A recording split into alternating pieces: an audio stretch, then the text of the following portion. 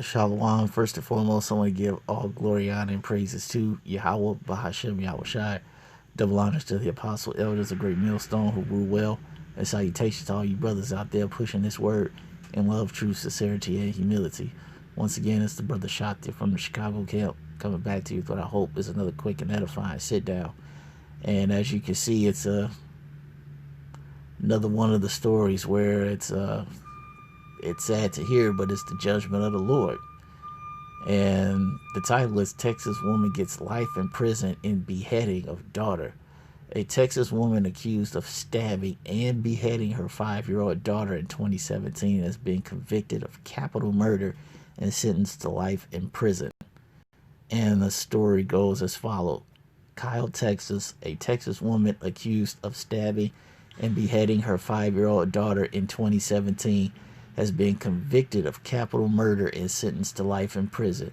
A Hays County jury on Thursday convicted Crystal Villanueva, 27, in death of her daughter Giovanna Hernandez. The girl was killed at their home in Kyle, located about 20 miles southwest of Austin. Jurors also found Villanueva guilty of aggravated assault with a deadly weapon and stabbing of the girl's grandfather, who survived. A judge sentenced Villanueva to life in prison without parole. Villanueva was arrested after police were called to the home she shared with Giovanna, the girl's father, and his parents. Prosecutors said Villanueva told a 911 operator that she killed her daughter because she asked for cereal. The fuck? Wow. And then stabbed her father-in-law. Her defense attorney had argued that she should be found not guilty by reason of insanity. Carlos Garcia told the Associated Press on Friday that he was disappointed with the verdict. Garcia said that Villanueva suffered from psychosis for many years. He said that the day of the attack that she believed that her family had been taken over by clones. The Austin American-Statesman reports that investigators had previously only told the media that the child's body had been mutilated. The trial was the first time investigators publicly provided additional details.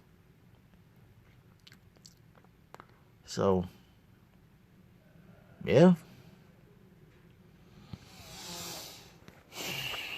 Wow. Yeah. Yes. Wow. I mean, I can't imagine a parent doing that to their child, you know. But this just goes to show you how our people are under the curses, you know, especially the women of our nation. They are up under the curses too. You know, as much benefits as they get under bad Uncle Esau's kingdom, you know, they they can still get the bad things of certain situations too. And they're not immune to what the Lord has done to us. All right? That Lord put a spirit of vengeance on the mom to kill her own daughter. Now, trust me, I don't get any pleasure in saying anything like this, but this is the truth of the matter. And you know what? Let's get that.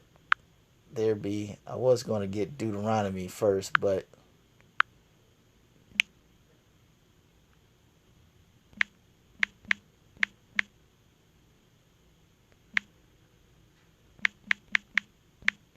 there be spirits created. I think it's in Ecclesiasticus. Yep. Ecclesiasticus 39 and 28. And it says, there be spirits that are created for vengeance, which in their fury lay on sore strokes. In the time of destruction, they pour out their force and appease the wrath of him that made them. So, when you know that man's goings are of the Lord,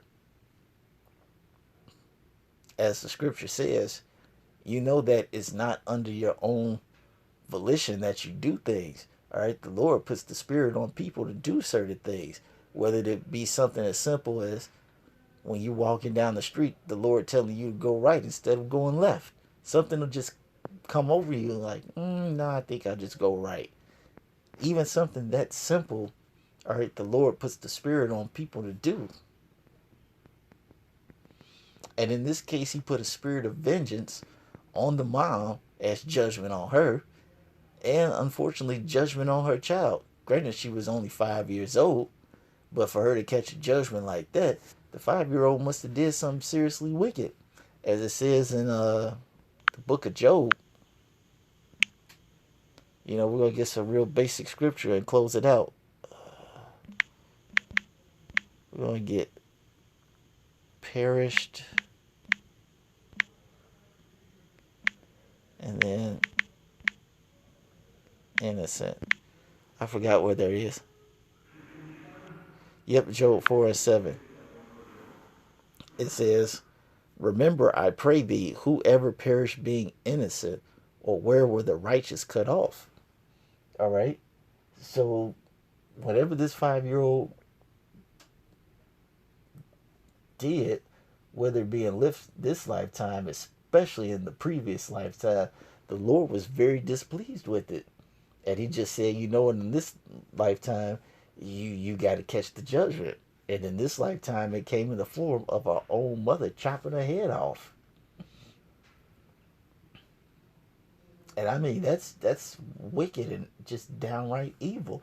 But like I said, that just goes to the curses. When we go to Deuteronomy, the 28th chapter, and then we'll start at 52, I think that was. No, it was at 56. It says, the tender and delicate woman among you, which would not venture to set the sole of her foot upon the ground for delicateness and tenderness, her eyes shall be evil toward the husband of her bosom, and towards her son, and towards her daughter. It doesn't get any more evil than chopping your own daughter's head off. I mean, damn. And they talking about she pleading insanity. No, that's the spirit of vengeance and being up under the curses. The Lord put it on the mom to do such a thing. Like I said, it doesn't give me any pleasure to say these things, but this is just the truth of the matter. And it says, and towards her young one that cometh out from between her feet, and towards her children which she shall bear, for she shall eat them for want of all things secretly in the siege and straitness, wherewith thy enemy shall distress thee in thy gates. All right. So the Lord said that this was going to be a curse on the Israelite woman to do these type of acts that, for lack of a better phrase, a normal person or a person in their right mind would consider unfathomable. And see, when you read stories like this, how can you not say that we need deliverance?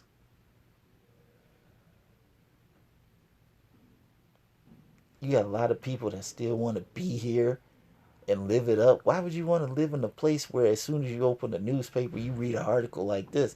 And this is not the first article anybody has seen where a parent's done something wicked as hell. I did a video on something very similar a while ago where I think the mom had kids and a boyfriend, and the boyfriend stabbed, I think he stabbed the little boy, chopped the daughter's head off, and killed the mom. And the children had to be like 2 and 5, or 3. It's 3 and 5 or something like that. They were really young.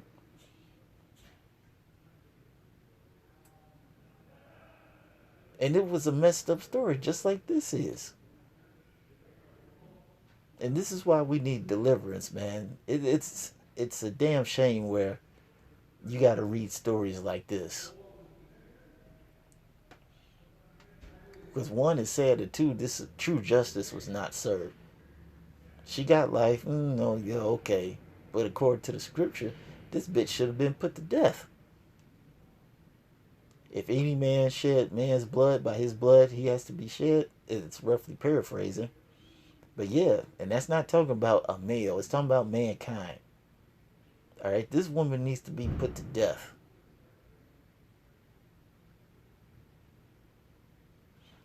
We just need deliverance. But Nonetheless, I hope you all were edified. Once again, giving all glory, honor, and praises to Yahweh Bashem Yahweh Shai. Double honors to the apostle elders, a great millstone who rule well. A salutation to all you brothers out there pushing this word in love, truth, sincerity, and humility. With that, we're going to say shalom.